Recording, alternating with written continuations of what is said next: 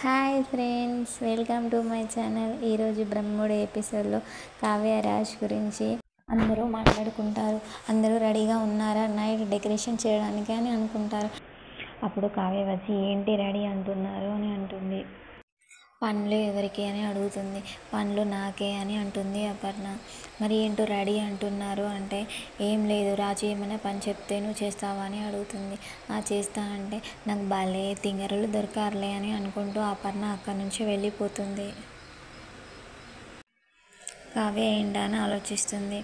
ప్రకాశం, స్వప్న ఇద్దరు శోభనానికి కావలసిన పూలు, పండ్లు, స్వీట్స్ అన్నీ అక్కడ కూర్చొని రాసుకుంటూ ఉంటారు. అలా రాస్తూ ఉండగా రాజు వస్తాడు అక్కడికి.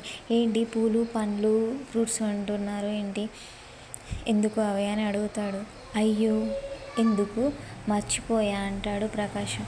అప్పుడు స్వప్నను అడుగుతాడు ఏంటి అంటే అవును ఎందుకు, నేను కూడా మర్చిపోయా బావగారు అంటుంది స్వప్న. అరే ఏంటి పక్కన కూర్చుంటే ఆ మర్చిపోయే మతిమరుపు నీకు కూడా వచ్చిందా అని అంటాడు రాజు. అప్పుడు అపర్ణ వచ్చి నీకెందుకు రా, నీకు అవసరమా, ఈరోజు అవన్నీ పూజకు నేనే రాయమన్నాను, ఇప్పుడు ఏం పూజ మమ్మీ, మొన్ననే అన్నీ చేశారు కదా అంటాడు రాజు.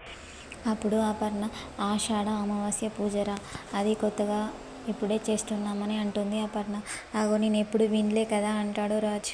ఎప్పుడు వినలేదు కానీ ఇప్పుడు మేము చేస్తున్నాం, నీకు అవసరమా అని ప్రకాశంని నువ్వు వెళ్ళి తొందరగా అవన్నీ తీసుకొని రా అని చెప్పి అక్కడి నుంచి వెళ్ళిపోతుంది. రుద్రాని, రాహుల్ ఇద్దరు శోభనాన్ని ఎలాగైనా చెడగొట్టాలని మాట్లాడుకుంటూ ఉంటారు. ఎలా చెడగొడతావు మమ్మీ, ఇది ఎలా సాధ్యం, అంతా ఒకటైపోయేలా ఉన్నారు అని అనుకుంటారు. ఎలా చెడగొట్టాలని తెలుసురా, ఈ ప్లాన్లో కవిని ఎలాగైనా బుక్ చేస్తా అంటుంది రుద్రాని. అందులో అనామిక కవి దగ్గరికి వస్తుంది. ఈ యొక్క అమ్మాయి ఇలా రెడీ అయి వచ్చిందంటే ఏంటి అని అర్థం చేసుకోలేవా, ఆ మాత్రం తెలియదా నీకు అని అంటుంది కవిని.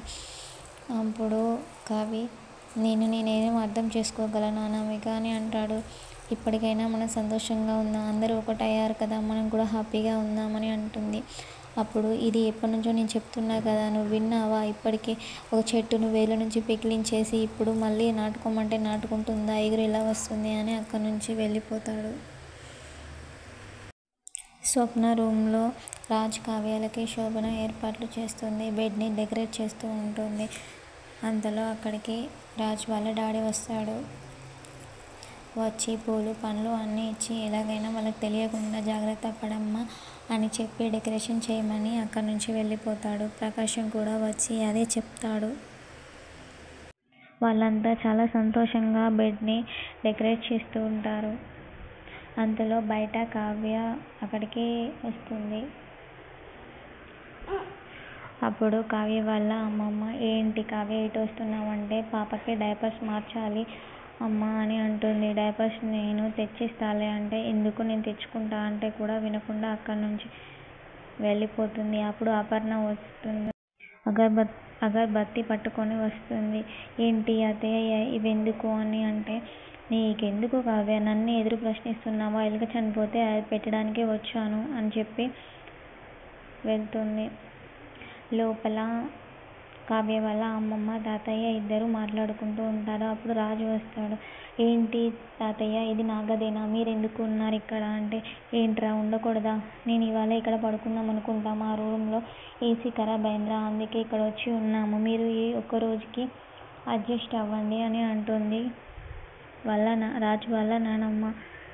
ఇంతటితో ఇవాటి ఎపిసోడ్ పూర్తవుతుంది. తర్వాయి భాగంలో బెడ్ని డెకరేట్ చేసి ఉంటుంది. రాజ్, కావ్య అందులోకి వెళ్తారు.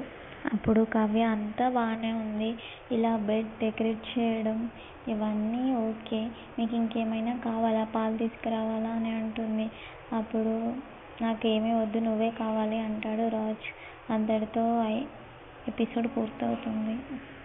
నా ఛానల్ ఫస్ట్ టైం చూస్తున్నట్లయితే లైక్, షేర్, సబ్స్క్రైబ్ చేయడం మర్చిపోకండి.